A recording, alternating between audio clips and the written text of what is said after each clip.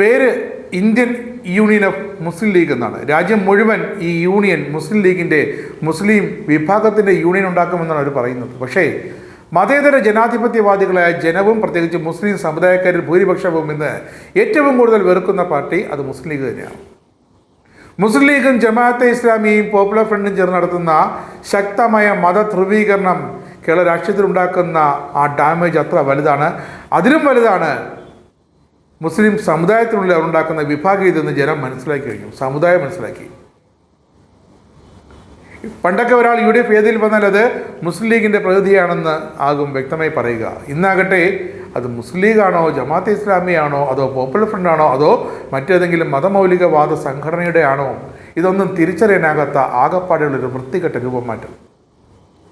ഇന്ത്യയിൽ ഭൂരിപക്ഷം മുസ്ലിങ്ങൾ ആയിരുന്നെങ്കിൽ ഭരണം പിടിക്കാൻ വേണ്ടി BJP ഇപ്പോൾ ചെയ്യുന്ന കാര്യങ്ങൾ തന്നെ ഒരുപക്ഷെ അതിലും കടുപ്പിച്ച് വേണ്ടി വന്നാൽ മറ്റു രാജ്യങ്ങളോട് ചേർന്ന് മുസ്ലിം ലീഗ് ചെയ്യുമായിരുന്നു എന്ന് വളരെ വ്യക്തമാണ്. ഇന്നത്തെ ഇന്ത്യയിലെ ന്യൂനപക്ഷങ്ങൾ വേട്ടയാടപ്പെടുമ്പോൾ അതിൻ്റെ മറവിൽ മുസ്ലിം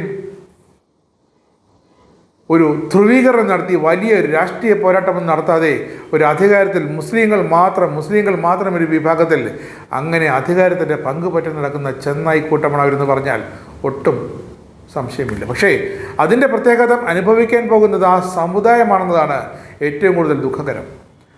ലീഗ് RSSന് മണ്ണൊരുക്കുകയാണെന്ന് പറഞ്ഞാൽ സമ്മതിച്ചു തരുമോ? സമ്മതിക്കണം. ലീഗ് രാഷ്ട്രീയം കാരണം ഹിന്ദു ക്രിസ്ത്യൻ സമൂഹം BJPയിലേക്ക് അടുക്കുകയാണെന്ന് പറഞ്ഞാൽ നിങ്ങൾ സമ്മതിക്കില്ലേ? സമ്മതിക്കും.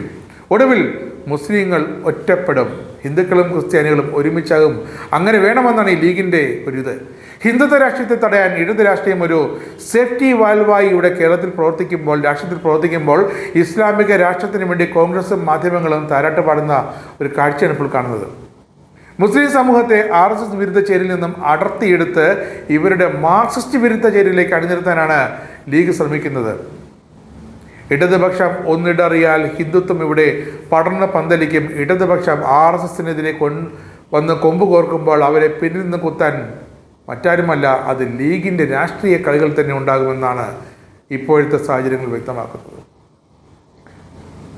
ലീഗിനെ സംബന്ധിച്ച് മുസ്ലിം വോട്ടുകൾ മതേതര ചേരിയിൽ പോകാനേ പാടില്ല. പേര് മതേതര മുന്നണി എന്നാണ്.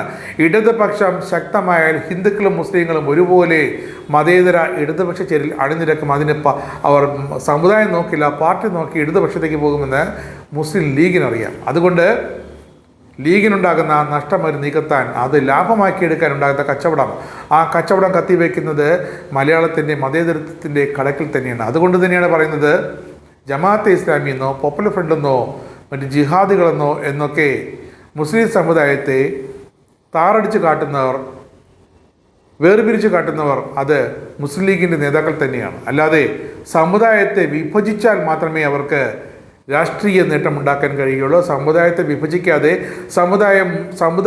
സമുദായമായി മാത്രം നിന്നാൽ അവർ ഹിന്ദുത്വത്തിനെതിരെ പോരാടുമെന്ന് ഉറപ്പാണ്. പക്ഷേ ഇപ്പോൾ ലീഗിന് വേണ്ടത് രാഷ്ട്രീയപരമായി മുസ്ലിം സമുദായം ഒന്നടങ്കം മാർക്സിസ്റ്റ് പാർട്ടിക്കെതിരെ പോരാടണമെന്നാണ്. അപ്പോൾ ഹിന്ദുത്വം അവർ മറക്കുന്നു. ഇതാണ് പറഞ്ഞത്.